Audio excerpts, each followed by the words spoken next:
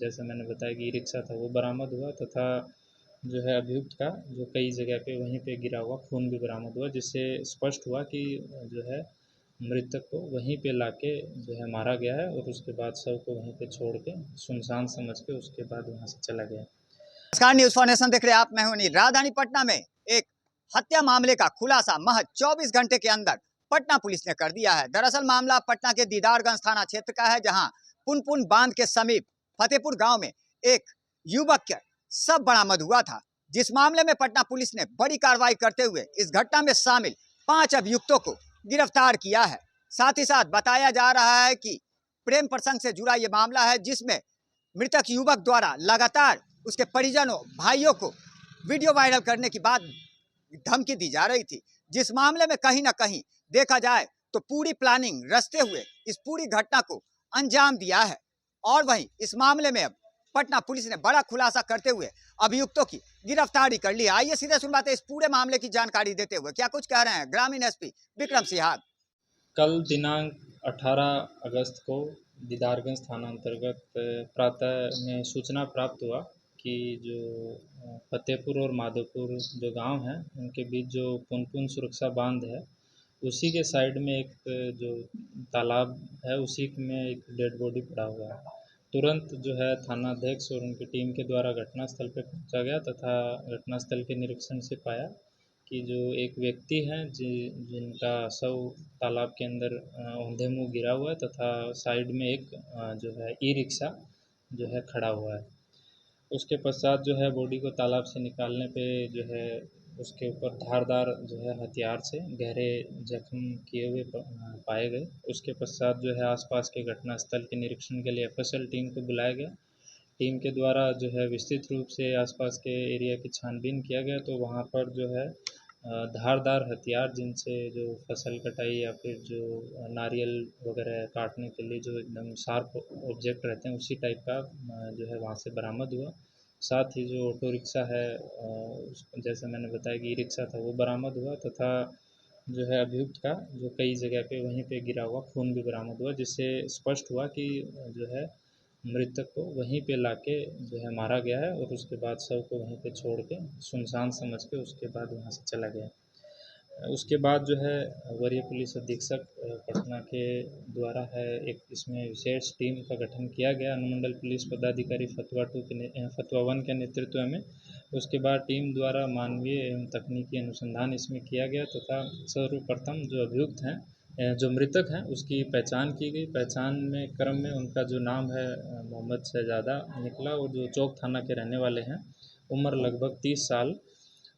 वो e rickshaw चलाने का काम करते थे। उसके पश्चात जो है उनके घर वालों से और अन्य से हम लोगों के द्वारा इस संबंध में छानबीन किया गया।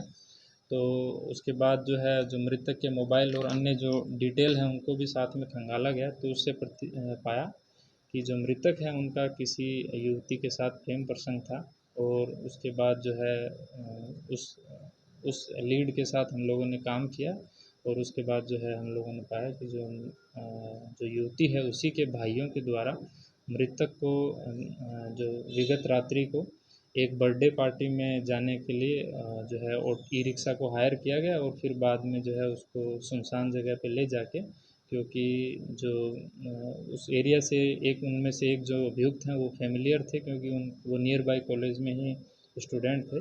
तो उसी में उन्होंने इस चीज़ का फ़ायदा उठाया और कि उसी एरिया से ले जाते हैं, वहाँ पर रात्रि में कोई नहीं रहता और फिर बाद में उनको एकदम बेरहमी से मल्टीपल जो है उनको उन पे अटैक किए गए और सभी के द्वारा इसमें अपनी संलिप्तता जो है स्वीकार की गई है।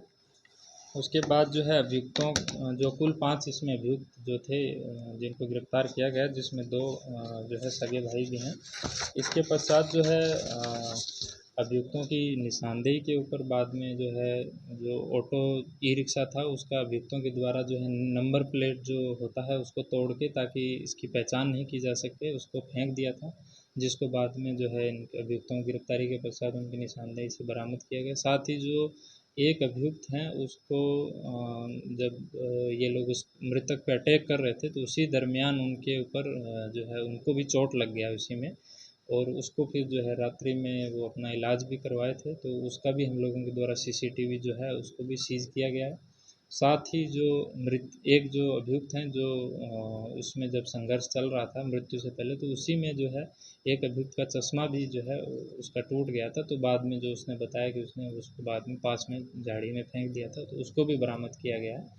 और साथ ही में जो अभियुक्तों के द्वारा जो कपड़े पहने गए थे उस समय, क्योंकि जिस जिस हिसाब से खून वहाँ बहा हुआ था, तो हम लोगों को लगा कि उसमें भी ब्लड स्टेन मिल सकते हैं। तो उसके बाद जो है उसको भी हम लोगों के द्वारा जो उनके द्वारा पहना गया था उसको भी रिकवर किया गया है। और इस प्रकार जो घटना में संलिप्त जितने भी 5 अभियुक्त थे उनको जो है 24 घंटे के अंदर अंदर हम लोगों की टीम के द्वारा गिरफ्तार कर लिया गया।